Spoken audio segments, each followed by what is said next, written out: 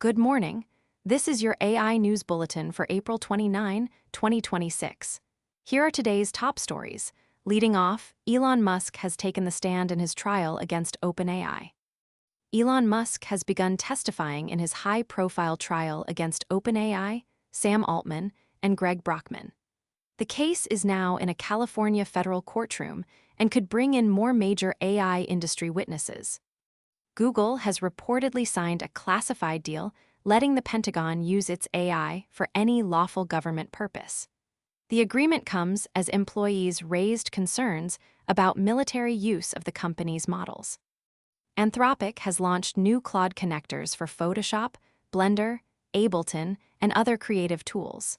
The company is also giving the Blender Foundation at least €240,000 a year. Hundreds of workers in Ireland who help train Meta's AI are at risk of layoffs.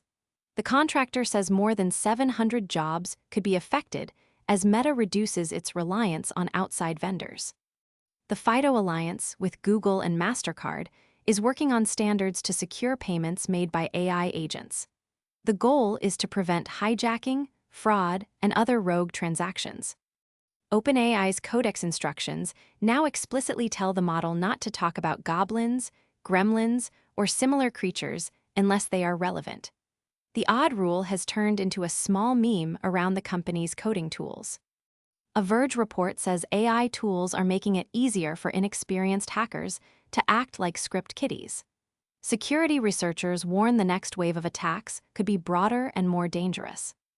Taylor Swift has filed trademark applications for phrases and imagery that could help fight AI copycats.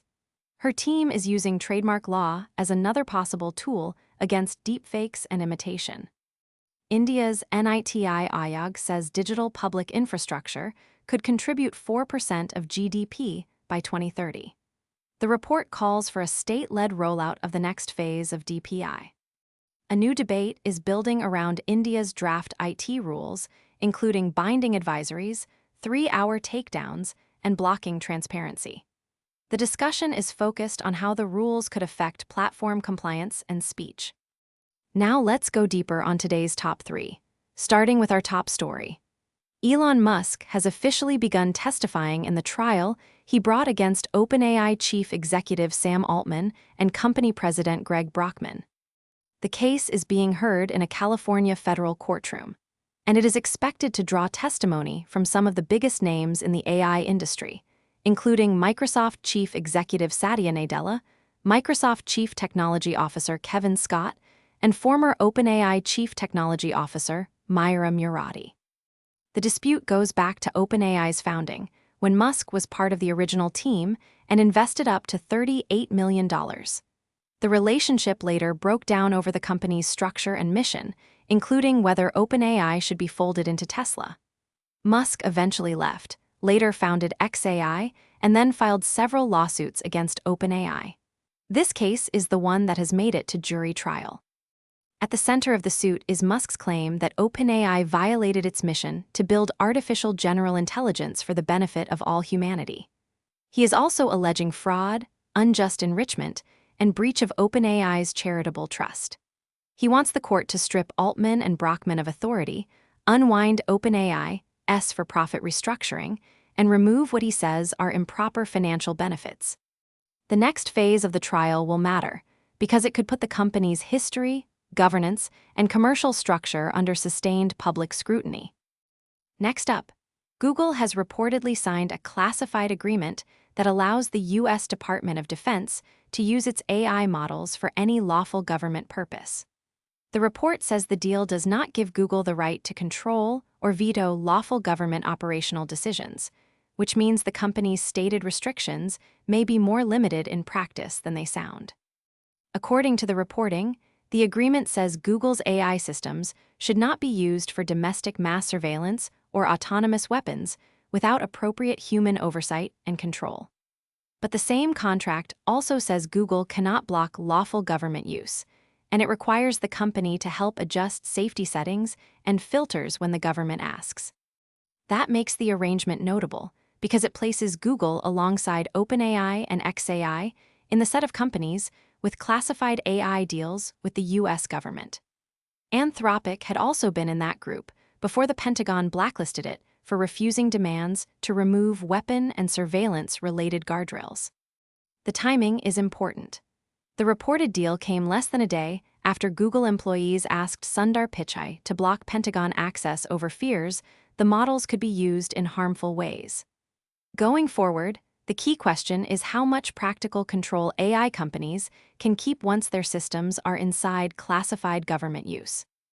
And finally, Anthropic has launched a new set of connectors that let Claude work directly with creative software, including Adobe Creative Cloud apps, Affinity, Blender, Ableton, Autodesk, and more. The company says the connectors can let Claude access apps, retrieve data, and take actions inside connected services, with specific functions depending on the tool. The Adobe connector can pull from apps like Photoshop, Premiere, and Express. The Ableton connector can answer questions using the music software's official documentation. The Blender integration gives the 3D modeling app's Python API a natural language interface, which means users can ask Claude to help debug scenes, build tools, or batch apply object changes. Anthropic says the goal is to make creative work faster and more ambitious, while also reducing repetitive manual tasks. There is also a funding angle here.